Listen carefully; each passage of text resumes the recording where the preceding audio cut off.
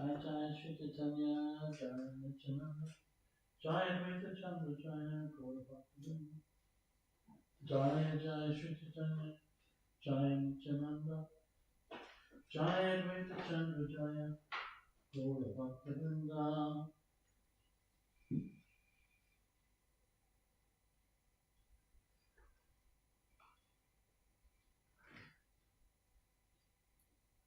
Because Sri Chaitanya Mahaprabhu was repeatedly glancing at this valuable woolen blanket, Sanatana Goswami could understand that the Lord did not approve of it. He then began to consider a way to give it up. Thinking in this way, Sanatana went to the bank of the Ganges to bathe. While there, he saw that a mendicant from Bengal had washed his quilt and spread it out to dry. Sanatana Goswami then told the Bengali mendicant, "My dear brother, please do me a favor. Trade me your quilt for this woolen blanket." The mendicant replied, "Sir, you are a respectable gentleman. Why are you joking with me? Why would you trade your valuable blanket for my torn quilt?" Sanatan said, "I'm not joking. I'm speaking the truth. Kindly take this blanket in exchange for your torn quilt." Saying this, Sanatana Goswami exchanged the blanket for the quilt. He then returned to Sri Chaitanya Mahaprabhu with the quilt on his shoulder. When Sanatana Goswami returned, the Lord asked, "Where is your woolen blanket?" Sanatana Goswami then related the whole story to the Lord. Sri Chaitanya Mahaprabhu then said, "I have already deliberately considered this matter. Since Lord Krishna is very merciful, he has nullified your attachment for material things. Why should Krishna allow you to maintain a last bit of material attachment? After vanquishing a disease, a good physician does not allow any of the disease to remain. It is contradictory to practice Madhukari and at the same time wear a valuable blanket. One loses his spiritual strength by doing this, and one will also become an object of jokes." Sanatana Goswami replied, "The Supreme Personality of Godhead has saved me from the sinful life of material existence.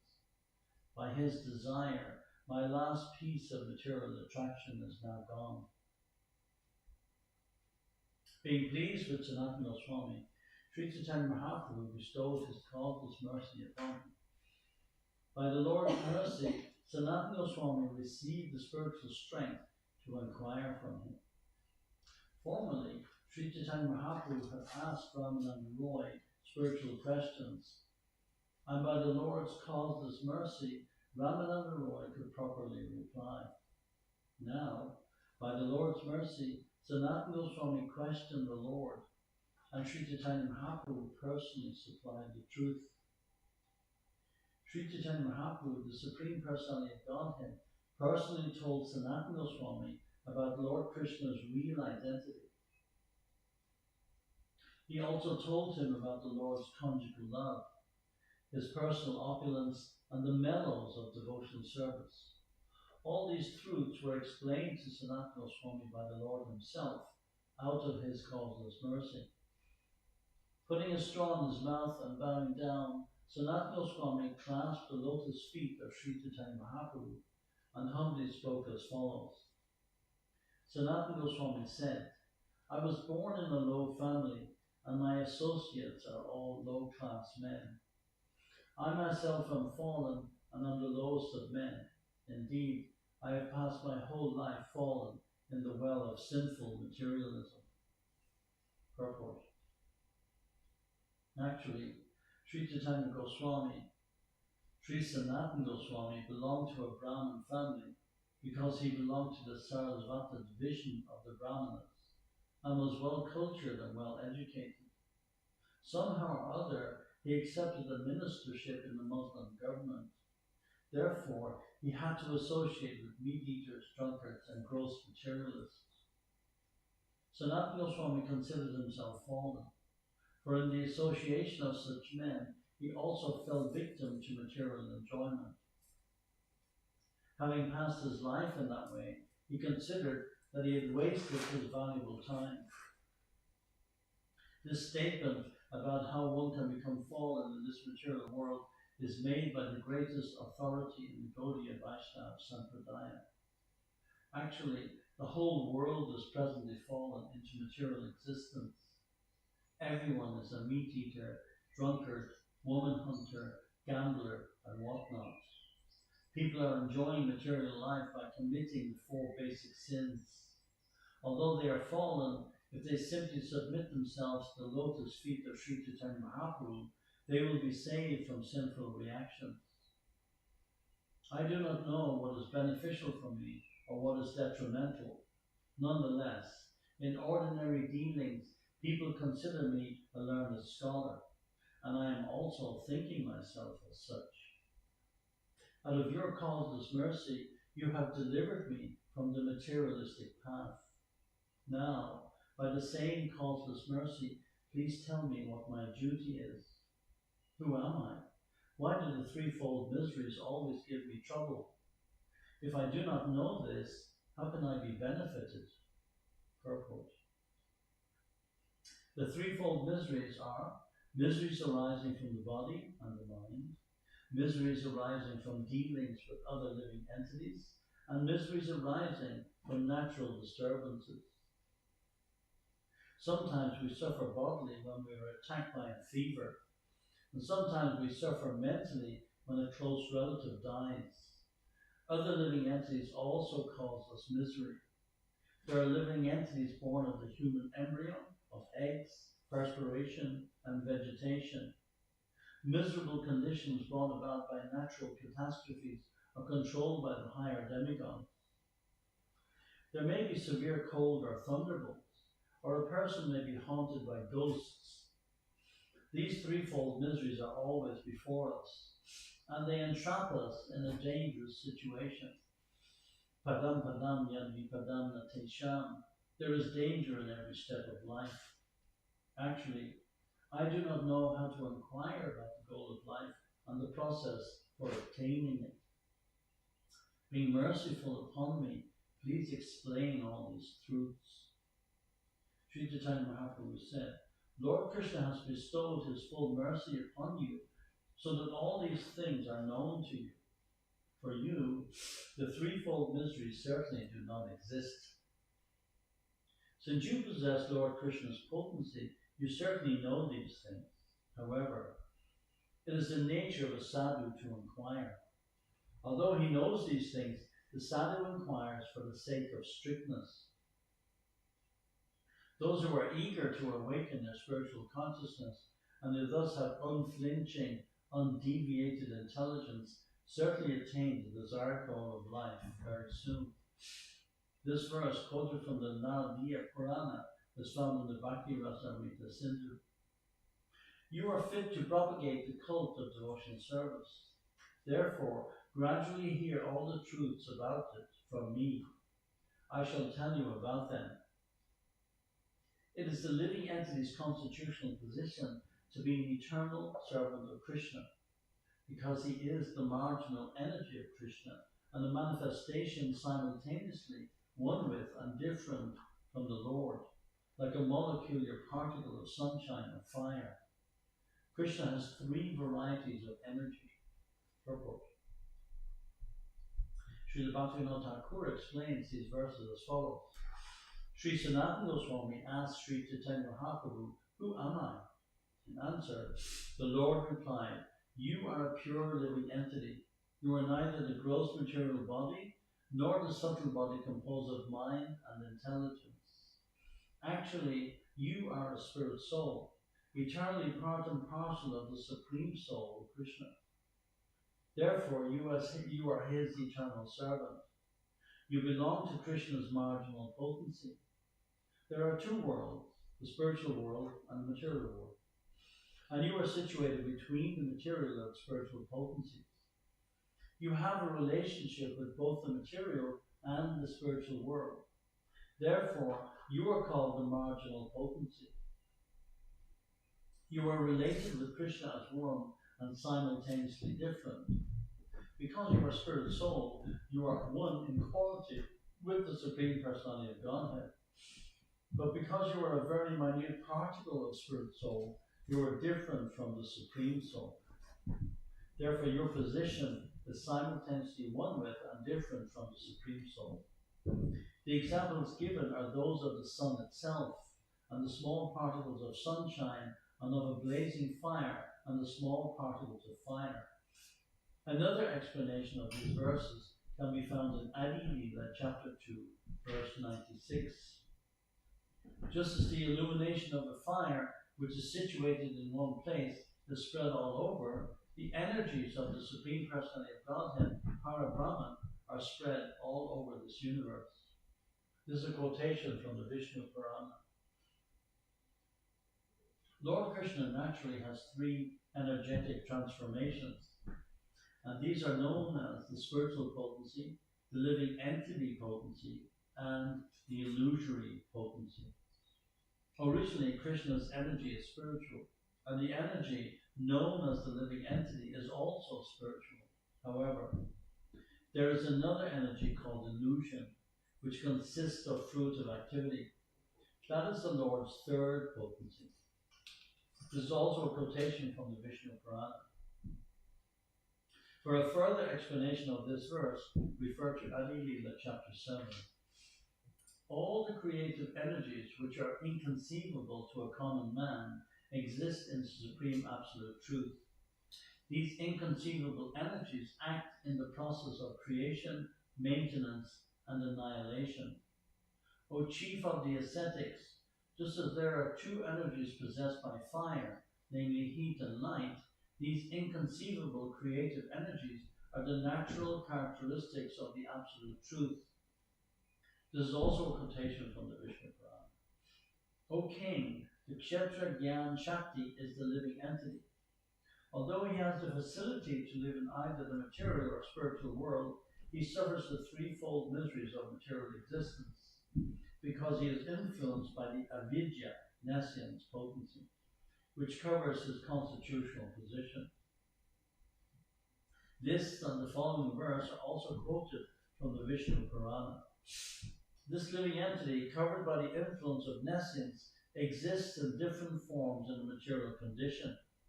O king, he is thus proportionately freed from the influence of material energy to greater or lesser degrees.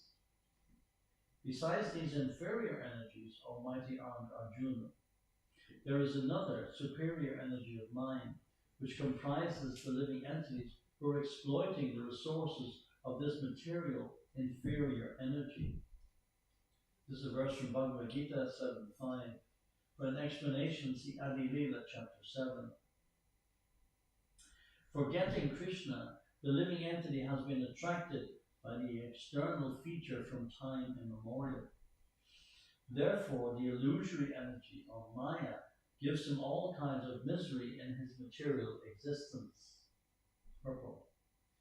When the living entity forgets his constitutional position as an eternal servant of Krishna, he is immediately entrapped by the illusory external energy. The living entity is originally part and parcel of Krishna and is therefore the superior energy of Krishna. He is endowed with inconceivable, minute energy that works inconceivably within the body. However, the living entity, forgetting his position, is situated in material energy. The living entity is called the marginal energy because by nature he is spiritual, but by forgetfulness he is situated in the material energy. Thus, he has the power to live either in the material energy or in the spiritual energy, and for this reason he is called marginal energy. Being in the marginal position, he is sometimes attracted by the external illusory energy, and this is the beginning of his material life. When he enters the material energy, he is subjected to the threefold time measurement: past, present, and future. Past, present, and future belong only to the material world. They do not exist in the spiritual world. The living entity is eternal, and he existed before the creation of this material world. Unfortunately, he has forgotten his relationship with Krishna. The living entity's forgetfulness is described herein as anadi, which indicates that it has existed since time immemorial. One should understand that due to his desire to enjoy himself in competition with Krishna, the living entity comes into material existence. In the material condition, the living entity is sometimes raised to higher planetary systems and material prosperity, and sometimes drowned in a hellish situation. His state is exactly like that of a criminal, whom a king punishes by submerging him in water and then raising him again from the water. Purport. In the Brihad Aranyaka Upanishad, it is stated, Asango Gaham Purusha, the living entity is always free from the contamination of the material world. One who is not materially infected and who does not forget Krishna as his master is called Nitya Mukta. In other words, one who is eternally liberated from material contamination is called Nitya Mukta. From time immemorial, the Nitya Mukta living entity has always been a devotee of Krishna, and his only attempt has been to serve Krishna. Thus he never forgets his eternal servitorship to Krishna. Any living entity who forgets his eternal relationship with Krishna is under the sway of the material condition. Bereft of the Lord's transcendental loving service, he is subjected to the reactions of fruitive activity. When he is elevated to the higher planetary systems due to worldly pious activities, he considers himself well situated. But when he is subjected to punishment, he thinks himself improperly situated. Thus, material nature awards and punishes the living entity. When the living entity is materially opulent, material nature is rewarding him.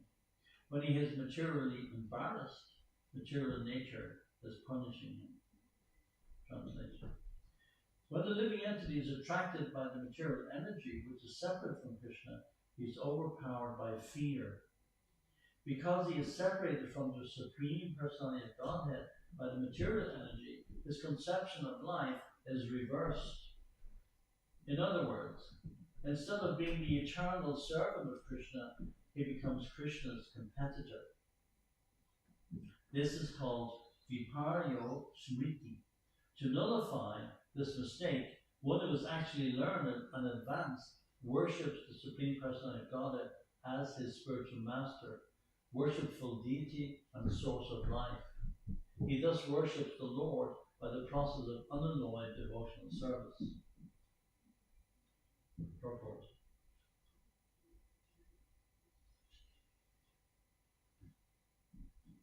This is a quotation from Srimad Bhagavatam 11th Canto. It is an instruction given by Tavi Rishi, one of the 9 saintly personalities called the 9 Yogendras. When Vasudeva, Krishna's father, asked Devarshi Narada in Dwarka about devotional service, it was mentioned that previously King Nimi, who was the king of Videha, was instructed by the 9 Yogendras. When Sri Narada Muni discoursed on Bhagavad Dharma, devotional service, he indicated how a conditioned soul can be liberated by engaging in the loving, transcendental service of the Lord. The Lord is the Supersoul, spiritual master and worshipable deity of all conditioned souls. Not only is Krishna the supreme worshipful deity for all living entities, but he is also the Guru or Chaita Guru, the Supersoul who always gives the living entity good counsel. Unfortunately, the living entity neglects the Supreme Person's instructions. He thus identifies with the material energy and is consequently overpowered by a kind of fear resulting from accepting himself as the material body and considering paraphernalia related to the material body to be his property. All types of fruitive results actually come from the spirit soul. But because he has forgotten his real duty, he is embarrassed by many material consequences, such as fear and attachment. The only remedy is to revert to the service of the Lord and thus be saved from material nature's unwanted harassment.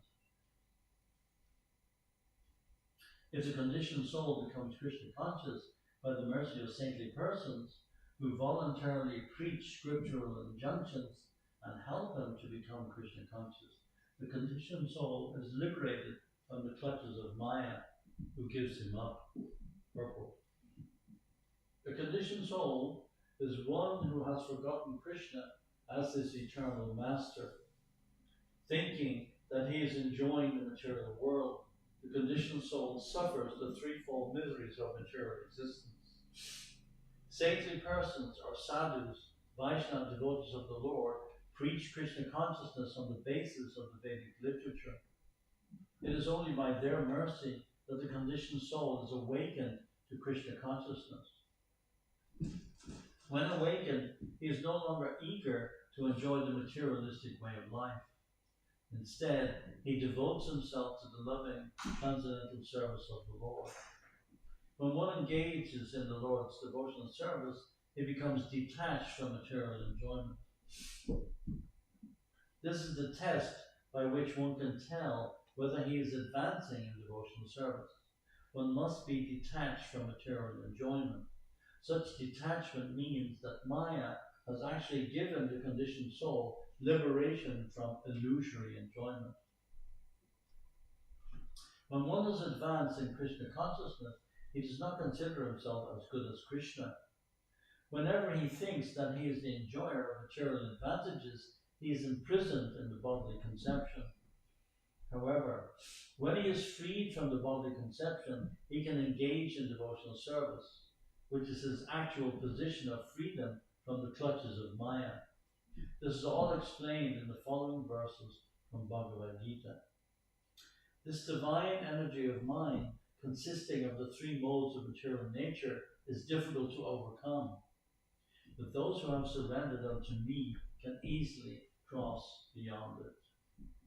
Sri Chaitanya Charitamrita ki, Sri Chaitanya Mahaprabhu ki, Sri Prabhupada